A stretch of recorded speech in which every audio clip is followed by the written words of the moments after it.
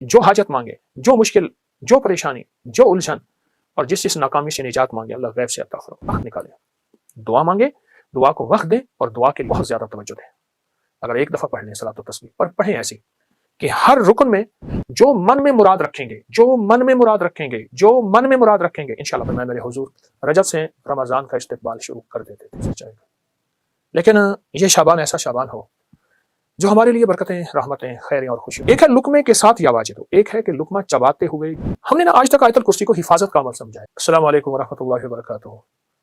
شعبان کا انتظار تھا، آ گیا، زندگی کے کتنے شعبان گزر گئے، یہ بھی گزر جائے گا، لیکن یہ شعبان ایسا شعبان ہو جو ہمارے لیے برکتیں، رحمتیں، خیریں اور خوشیوں کا ذریعہ بنے گا اور ہمیشہ بنا ہے۔ شعبان تو آتا ہی اس لیے ہے، میرے آقا سرور کونین صلی اللہ تعالی علیہ وسلم نے رجب، شعبان اور رمضان کو خیر و برکت کا مہینہ فرمایا اور اس کا استقبال فرمایا۔ فرمایا میرے حضور رجب سے رمضان کا استقبال شروع کر دیتے تھے، رجب کے مہینے سے، اور رمضان تو شعبان تو پھر اور حیرت انگیز برکات ہے۔ آئیے میں آپ کو کچھ چیزیں عرض کرتا ہوں کہ ہم شعبان کے مہینے کی برکتوں میں کیسے اپنا حصہ ملائیں اور اس کی خیریں کیسے لوٹیں اور اس کی بہاریں کیسے اپنے قریب تر کریں۔ 3 چیزیں فیصلہ کر لیں۔ شعبان میں نفلی روزے اس لیے رکھے جاتے ہیں تاکہ رمضان میں روزے رکھنے کی استعداد پیدا ہو جائے۔ ایک تو آپ شعبان کے نفلی روزے رکھیں جو کہ احادیث میں آئے ہیں، روایات میں بھی آئے ہیں اور کتابوں میں بھی موجود ہیں، لیکن جتنے بھی آپ نفلی روزے رکھ سکتے ہیں رکھیں۔ صرف صبح شام ایک کام ضرور کر لیجئے، اس کام سے آپ کو بہت فائدہ ہوگا۔ صبح جب سحری کے لیے آپ اٹھیں تو سحری کریں اور سحری کے ہر لقمے کے ساتھ یا واجد پڑھیں۔ ہر لقمہ نور، سرور، راحت، رحمت، برکت، عطا اور شفا، یا واجد، یا واجد، یا واجد۔ ایک ہے لقمے کے ساتھ یا واجد ہو، ایک ہے کہ لقمہ چباتے ہوئے جب تک کہ وہ لقمہ ختم نہ ہو یا واجد ہو پڑھتے جائیں۔ اس کی حیرت انگیز برکتیں، خیریں اور رحمتیں آپ محسوس کریں گے۔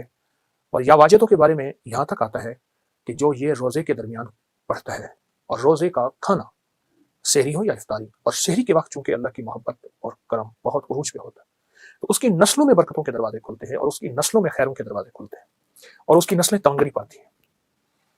دوسرا، جب افطار کا وقت ہو تو افطار کے وقت میں آپ صرف اور صرف 11 بار آیت الکرسی ضرور پڑھ لیجیے۔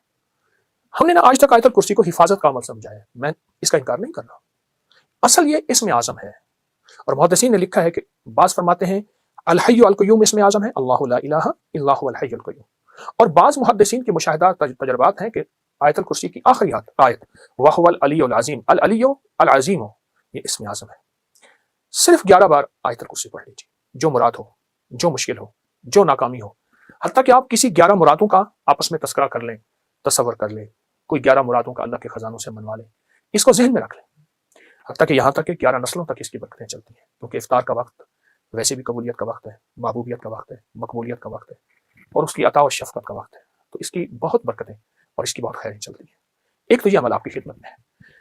دوسرا، 15 شعبان جس کے بارے میں مستند روایات میں کہ فرمایا تقدیروں کے فیصلے ہوتے ہیں، زندگیوں کے فیصلے ہوتے ہیں، رزق کے فیصلے ہوتے ہیں، عطا کے فیصلے ہوتے ہیں، کس کے بارے میں اللہ کی صفت قابض، کس کا رزق چھین لو، اس کی روح چھین لو، قبض کر لو، اور کس کے بارے میں میرے رب کی صفت باسط، وسیع کر دو اور وسیع کر دو، اور اللہ کی صفت واسع، رزق وسیع کر دو، صحت وسیع کر دو، عزت کے تاج پہنا دو۔ تو 15 شعبان میں ایک مستند اور مسنون عمل ہے، وہ ہے صلاۃ و تسبیح کا، اس کو بہت زیادہ توجہ دیں۔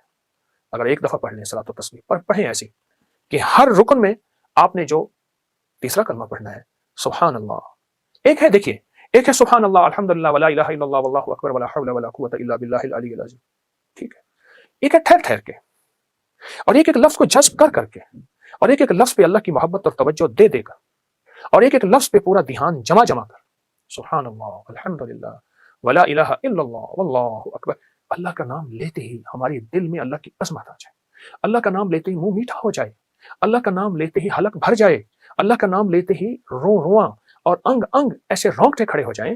اس عظمت کے ساتھ ایک بار صلاۃ و تسبیح شب برات میں پڑھ کے دیکھیں، کیونکہ برات کے معنی ہے نجات، گناہوں سے نجات، آگ سے نجات، مصیبتوں سے نجات، مشکلوں سے نجات، ناکامیوں، قرضوں، بیماریوں، بندشوں، جادو، تکلیفوں سے نجات۔ اللہ اکبر، عجب عمل ہے۔ صلاۃ و تسبیح پڑھیں، مغرب کے بعد پڑھیں، عشاء کے بعد پڑھیں، فجر سے پہلے پڑھیں، رات کے کسی لمحے پڑھیں، پر تنہائیاں ہوں اور اللہ ہو، یا اللہ دنیا میں ایسی جگہ کوئی کہیں ہوتی، اکیلے بیٹھے رہتے، یاد تیری دل نشیں ہوتے، ایسا کوئی لمحہ اور ایسی کوئی ساتھ اور ایسی کوئی گھڑی اور ایسی کوئی کیفیت ہو، اور انشاءاللہ آپ جو حاجت مانگے، جو مشکل، جو پریشانی، جو الجھن اور جس ناکامی سے نجات مانگے، اللہ غیب سے عطا فرماتا ہے۔ بہت طاقتور عمل ہے، بہت باکمال عمل ہے، اور بہت حیرت انگیز عمل ہے۔ امید ہے کہ آپ اس پہ توجہ کریں گے، اور پھر صرف یہ نہیں، پھر اس کے بعد دعا کو وقت دیں، دعا کو وقت دیں۔ میں لفظ دیکھیے، ہم ایک تو دعائیں پہلے مانگتے نہیں، پڑھتے ہیں۔ دعا پڑھنے کا عمل نہیں، میں دعا پڑھ رہا ہوں ربنا آتنا فی الدنیا حسنۃ وفی الآخرۃ حسنۃ، یہ پڑھ رہا ہوں۔ دیکھیے، سائل منگتا، جسے ہم بھکاری کہتے ہیں، چوراہوں پہ، سڑکوں پہ، گلیوں میں، اس کی نظریں منگتی، اس کا لباس منگتا، اس کے بول منگتے، اس کے ہاتھ منگتے، اس کے جذبے منگتے، اس کی چال منگتی، اس کی ڈھال منگتی، اس کا حال منگتا۔ آپ سوچیں، تو اس کے بعد پھر اللہ سے دعا مانگے، اور دعا کو وقت دیں، اور دعا کے لیے وقت نکالیں۔ دعا مانگے، دعا کو وقت دیں، اور دعا کے لیے وقت نکالیں۔ اب صلاۃ و تسبیح کے بعد ایک عمل آپ نے کرنا ہے۔ 11 بار ربنا آتنا فی الدنیا حسنۃ وفی الآخرۃ حسنۃ وقنا عذاب النار، 11 بار استغفر اللہ الذی لا الہ الا هو الحی القیوم واتوب الیہ، اور 11 بار آپ نے تیسرا کلمہ پڑھنا ہے، سبحان اللہ والحمد للہ ولا الہ الا اللہ واللہ اکبر ولا حول ولا قوۃ الا باللہ العلی العظیم۔ یہ 11 دفعہ عمل کرنا ہے، اور 11 دفعہ عمل کر کے پھر دعا مانگنی ہے، اور دعا کے بعد پھر 11 دفعہ پڑھنا ہے۔ پھر اس کی قبولیت دیکھیں، مسائل کا حل، مشکلات کا حل، جو من میں مراد رکھیں گے، جو من میں مراد رکھیں گے، جو من میں مراد رکھیں گے، انشاءاللہ پوری ہوگی۔ یہ بہت طاقتور عمل میں آپ کو شعبان کے مہینے کی عظمتوں اور برکتوں کے ساتھ دے رہا ہوں، ضرور کیجئے۔ حیرت انگیز برکت اور حیرت انگیز اس کی برکات اور کمالات، اور یہ میرا نہیں، صدیوں سے آزمودہ ہے، صدیوں سے آزمودہ ہے۔ خود بھی کریں اور اس کو پھیلائیں بھی صحیح۔ اللہ قبول فرمائے، محبوب فرمائے، مقبول فرمائے، اور انشاءاللہ کرنے والا خالی نہیں جائے گا، ہمیشہ ہرا بھرا جائے گا۔ جزاک اللہ۔